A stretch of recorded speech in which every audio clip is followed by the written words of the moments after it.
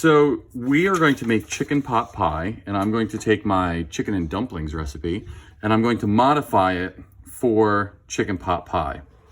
So the first thing we need to do is mease out everything up here in the ingredients area and then go from there. But if you have any questions on how to cut this stuff to size, look back at the knife cut video if you're wondering why. Okay, let's go.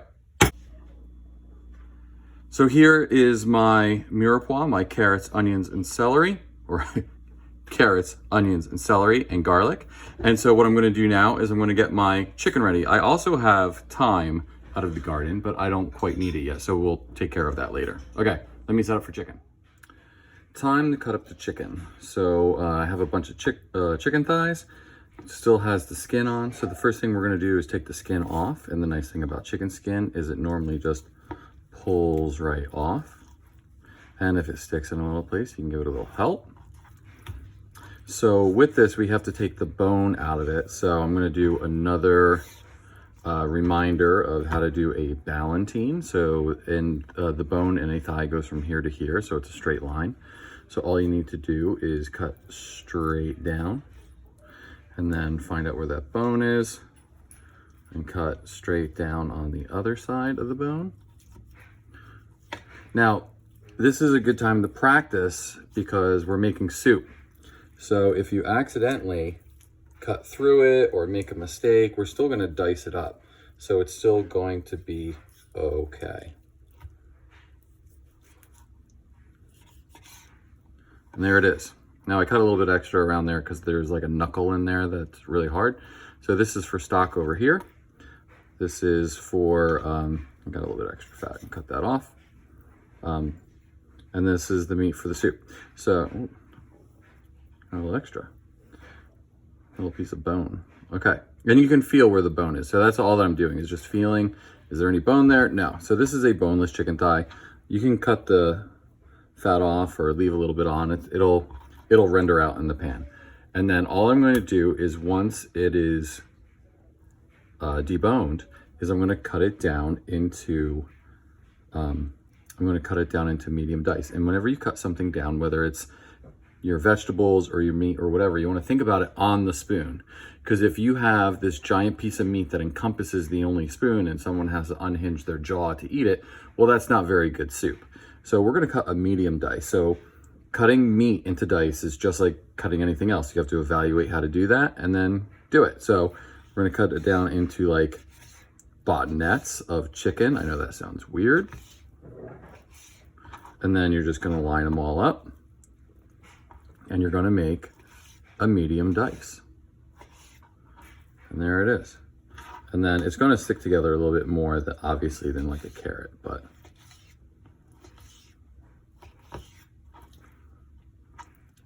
and it's like nice bite-sized pieces. Okay, I'll see you when I'm done. I just finished cutting everything up. So what I'm gonna do now, I have all my stock stuff over there, skin and bones and little other pieces. And I have all my diced up chicken here. So I'm just gonna spread it out in a nice even layer. And I'm doing clean hand, dirty hand. So I can touch other things with my clean hand. And what I'm gonna do is, I'm just gonna season it. I'm gonna just take some regular salt. I'm gonna season it up. And by seasoning this up now, I'll have to do less seasoning at the end. And this is called layering.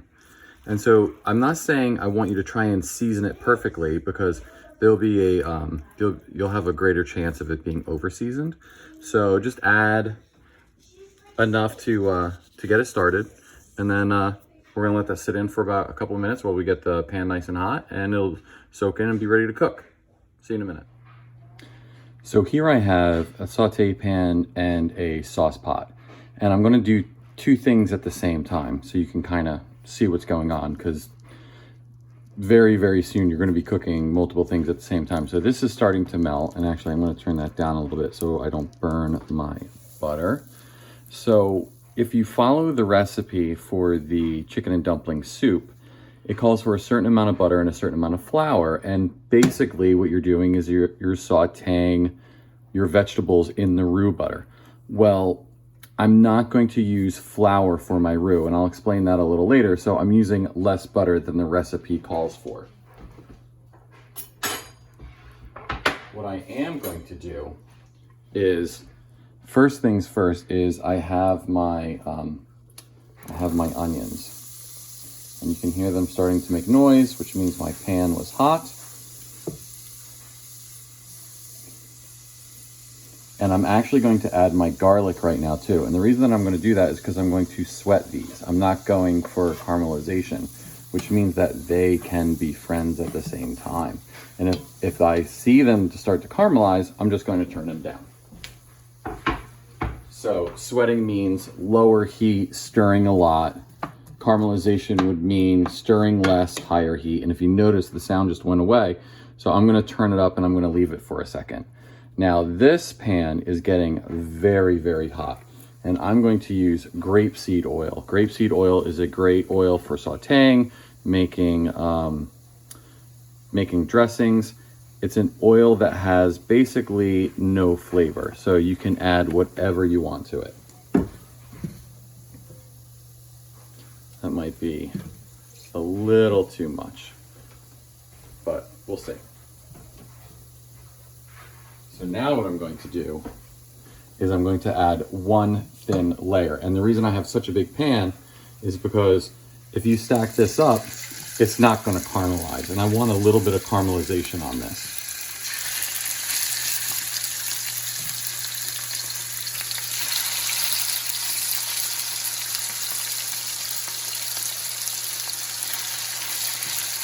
Now, if your pan gets too crowded, you should batch cook this, just like we did the chicken piccata. You would just cook a little bit first and then empty the pan and then go back and do more. But I think I can get it all in without, in just one layer. And so if you notice, I am not touching it. And I'm just gonna let it go for a minute.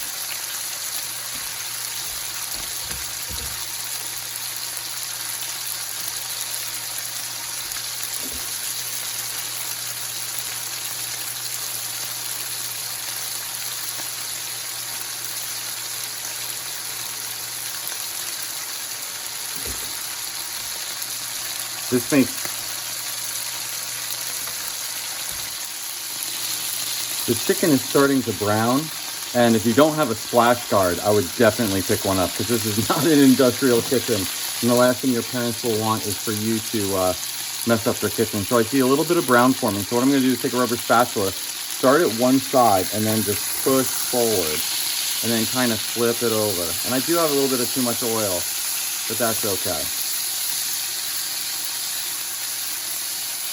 I'm going to turn it down a little bit, because once it starts caramelizing, you don't need a lot of heat to keep that going. And we don't need a ton of caramelization on this, just a little bit will do. And then what I'm going to do is I'm going to throw the guard back on it so I don't make too much of a mess. And you can hear it. You hear it starting to go down, but that's because stirring it releases a lot of the water in the chicken. And one, if you stir it too much, it'll your chicken will be dry.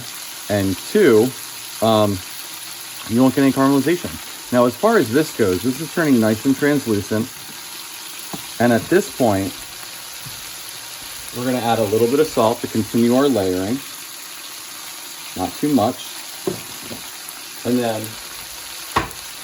we're about 3/4 of the way done. So we're going to add our carrots and celery, which go in together.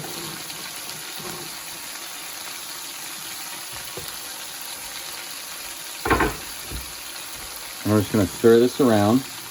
And whenever I saute carrots and celery, because they're so dense, they're going to want to burn, I put a lid on it. And the steam will help them cook and cook all the way through. People who don't put a lid on it, what happens is if their heat is too high, they wind up burning. So I'm just going to let those sweat a little bit, stirring them periodically. You can hear this. This is almost done. By the time the second layer is a little bit brown, it's done. So momentarily, I will take it off. And you can tell if it's done by tearing it apart and seeing if it's fibrous. So at the moment, this is probably pretty good. You can cut a piece open if you want. And all I'm going to do is shut it off and push it aside. See you in a minute. So I'm going to check on my vegetables, and they look like they're coming along nicely. You can see that the color is starting to get a little bit brighter. That lets you know that they're getting cooked through. I'm going to add just a little bit of salt for the carrots and the celery. We're going to stir it in. And the best way to tell if this stuff is done is to try it. So I'm just going to grab a carrot. Almost.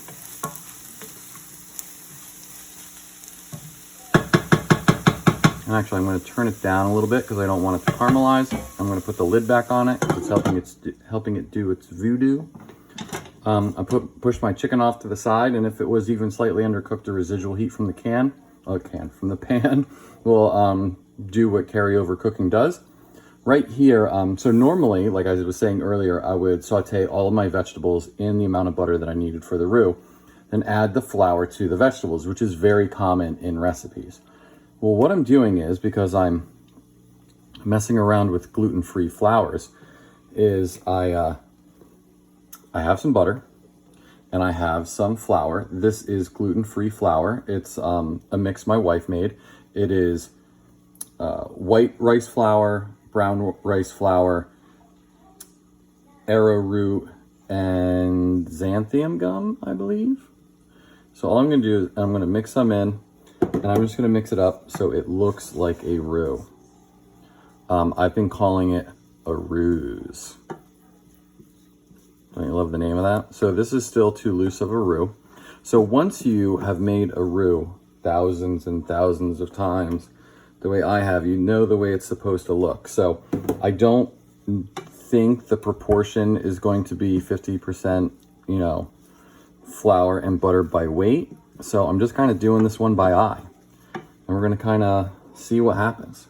But that's the nice thing about cooking, is once you do it for long enough, you can then you can start. I wouldn't even call it winging it. You're just making educated guesses. Do you see how it's starting to clump together? That is the way a roux should look. And so I'm just gonna saute this I'm just gonna cook it for another minute, just to get some of the chalkiness out of the flour. And I'm going to put it aside. Okay, see you in a minute. Our vegetables are done cooking. So now I have some homemade chicken broth that my wife made. You can see how gelatinous it is. And so now what I'm going to do is I'm just going to add some.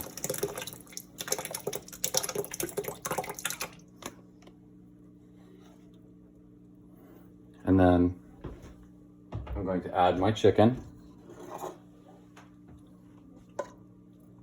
You can see how most of the juices got reabsorbed back into the meat by just letting it sit around.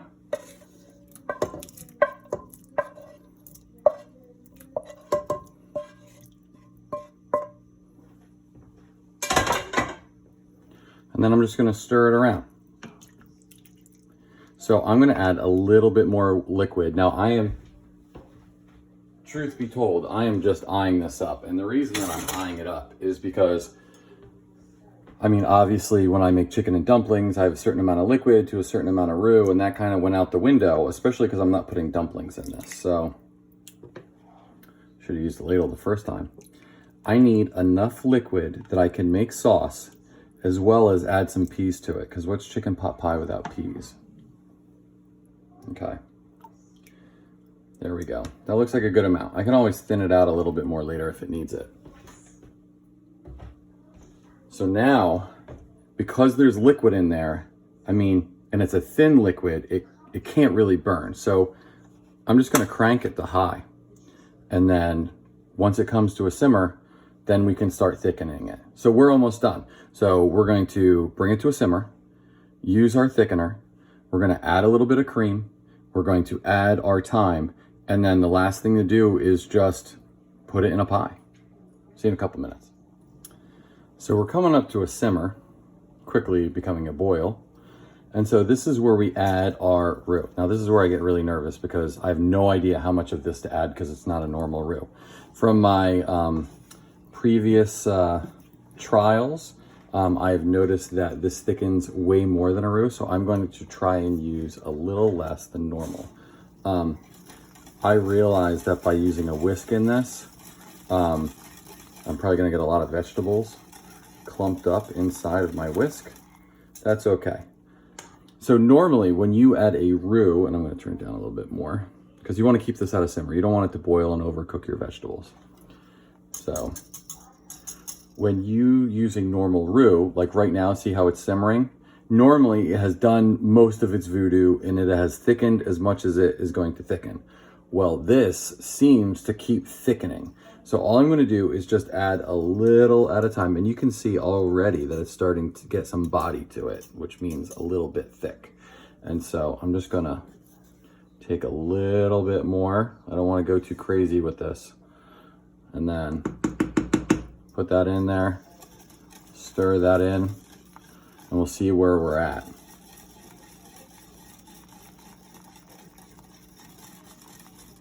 Okay, I'm gonna let this cook out a little bit, see how thick it gets, and I'll see you in a couple of minutes. So this has been simmering for a couple minutes, and the thickness looks pretty good. I wound up using all of the roux, or roux, as I like to call it. And so it looks like a pretty good thickness. So to be quite honest, I am not going to be using this today. I'm going to be using it probably over this weekend.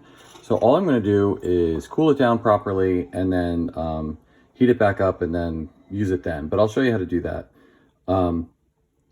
So what I'm going to do though, before I cool it down, is I want to make sure that the seasoning is right. And now in my kitchen, when you guys are cooking, I do not want you to use plastic spoons for this.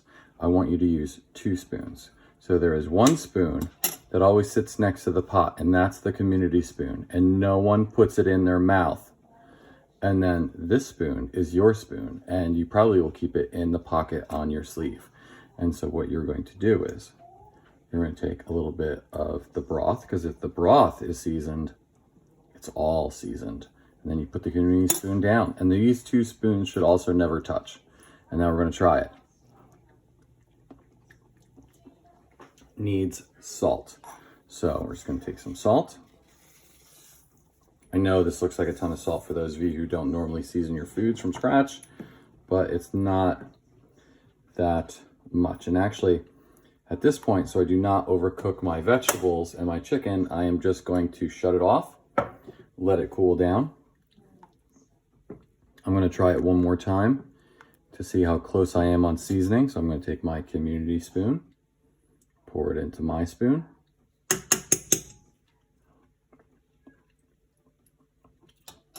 That's pretty good.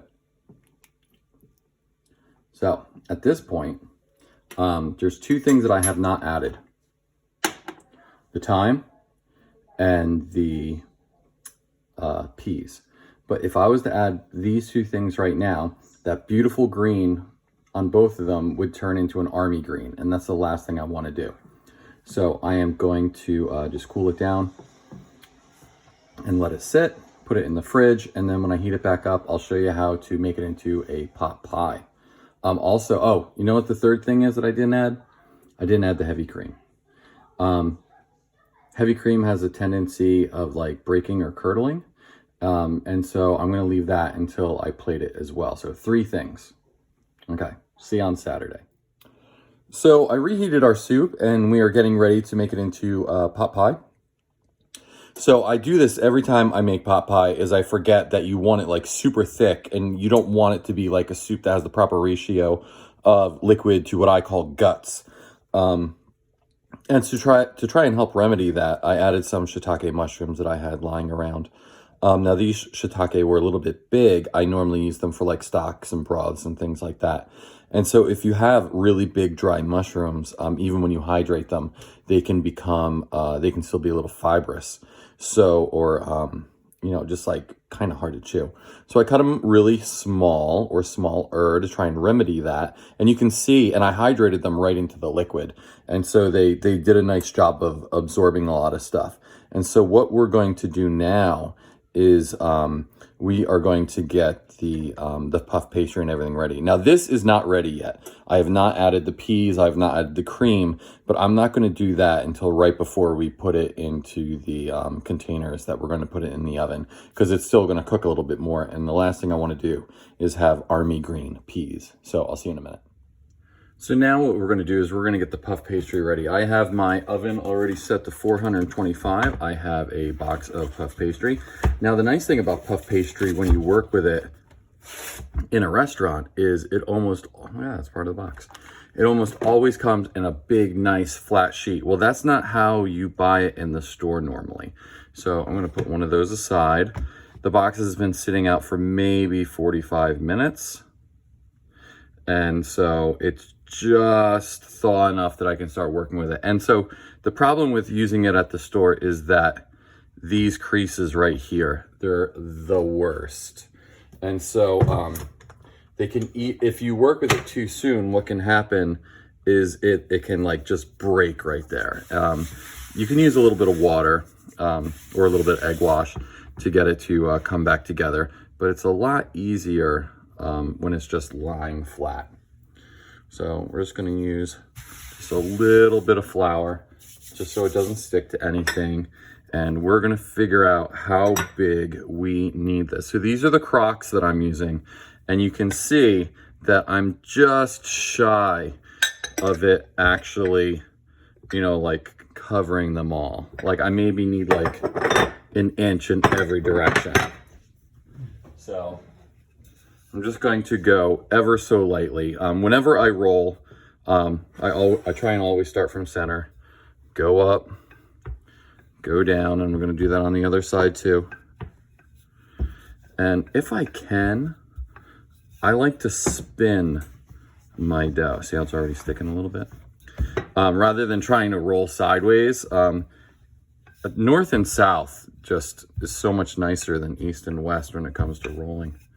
And all I want to do is get it big enough to cover, because anything that's like down off the side is kind of just going to get wasted. And I think I need to go a little bit more that way. This bowl is getting in the way. That's another thing, is if you got stuff like obstructing your rolling, that's always a problem. Okay.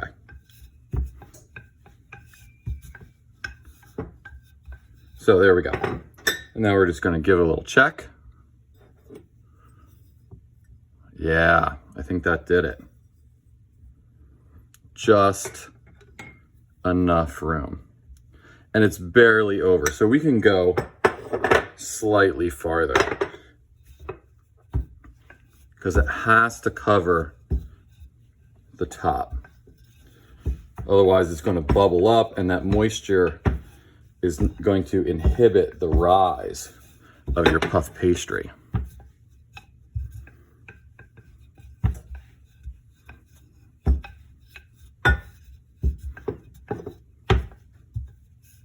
There we go. And it doesn't have to be perfect. This is like one of those things that's kind of rustic, and that's kind of nice.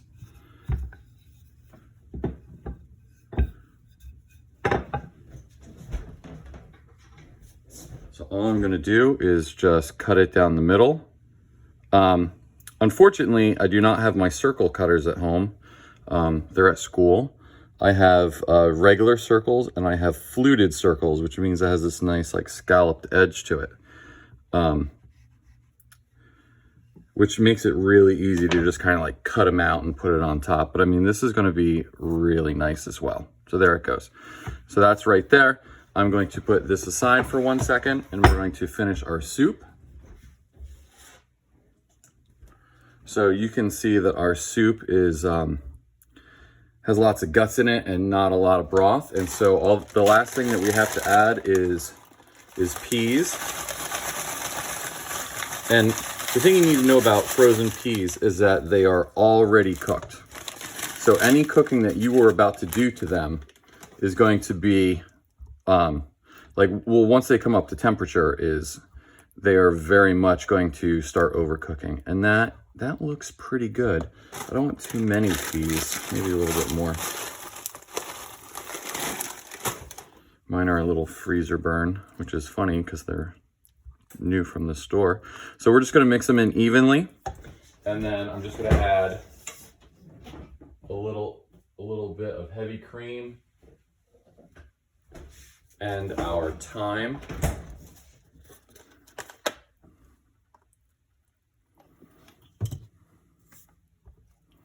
And the heavy cream is the magic here, which gives it that color that we want, that looks like chicken pot pie. And maybe just a dash more.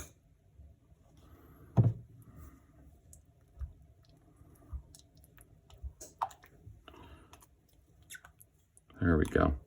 And we're gonna add that thyme that we had.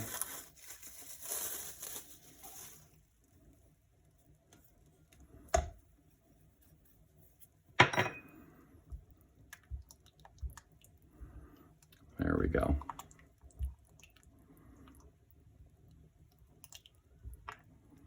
Okay, let me grab a ladle.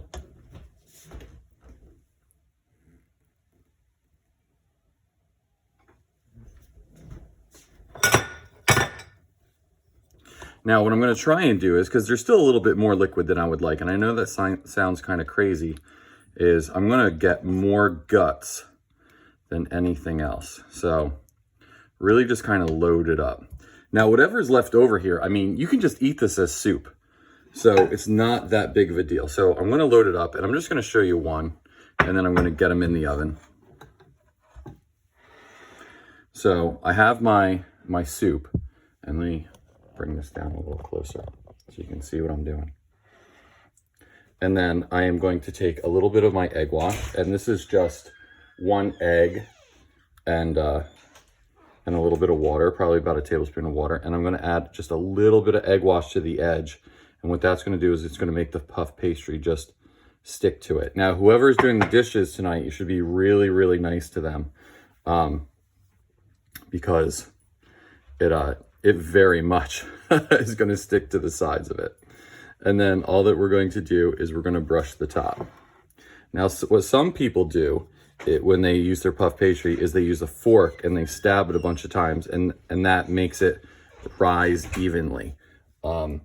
I feel like if you don't mess with the puff pastry too much and you just roll it out slightly, a lot of times it'll be just fine. So now that I have egg washed the top of it, I'm going to throw it into the oven. And remember, because the soup is already cooked inside, so all that we're doing is trying to get this to puff up and be GBD, and that's really it. Okay? So I'll see you guys in a couple of minutes when this comes out of the oven. Oh, also, put this on the sheet pan, because if this bubbles over, it's going to be all over the bottom of your oven. See you in a couple minutes. Okay, so just for contrast, before I put them in the oven, I forked 2 of them and did not fork the other 2, so we can see what happens. And now I'm just going to stick them in a 425 degree oven until they're GBD. So here they are. These were the 2 that I stabbed with the fork, and these were the 2 that I did not stab with the fork. You could go darker with this if you wanted to. I feel like they look pretty good. I also feel like if you, like this one, I really tried to make it so the center did not touch the liquid, and you can kind of see how this one puffed a little higher than all the rest. So if you can do that, that also will help the situation. And if you notice, I put it on a sheet pan with foil, and I'm really glad that I did. So that's it. Chicken pot pie. See you in class.